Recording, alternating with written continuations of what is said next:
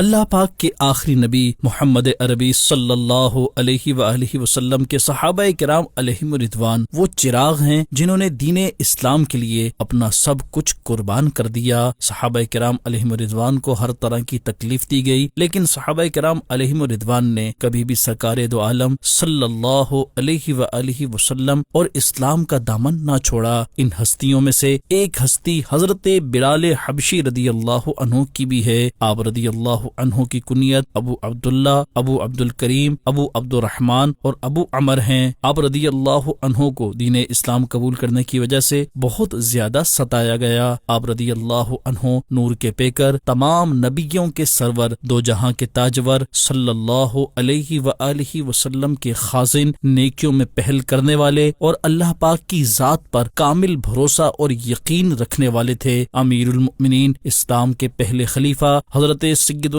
ابو بکر صدیق رضی اللہ عنہ نے حضرت بلال رضی اللہ عنہ کو آزاد کروایا۔ حضور نبی اکرم صلی اللہ علیہ وآلہ وسلم نے ارشاد فرمایا، بلال ایک اچھے انسان اور مؤذنین یعنی آذان دینے والوں کے سردار ہیں۔ آپ صلی اللہ علیہ وآلہ وسلم نے ایک مرتبہ حضرت بلال رضی اللہ عنہ کی طرف اشارہ کر کے فرمایا، یہ بروز قیامت جنتی اونٹنی پر سوار ہو کر آذان کہیں گے، اور جب اشہد ان محمد رسول اللہ کے کلمات کہیں گے تو تمام انبیاء اور ان کے امتی بلال کو دیکھ رہے ہوں گے۔ حضرت سیدنا بلال حبشی رضی اللہ عنہ آخری دم تک اخلاص اور استقامت کے ساتھ دین اسلام پر ثابت قدم رہ کر 20 ہجری کو اس دار فانی سے کوچ فرما گئے۔ آپ رضی اللہ عنہ کی تدفین دمشق کے قبرستان باب صغیر کے قریب کی گئی۔ اللہ پاک ان کے صدقے ہماری مغفرت فرمائے۔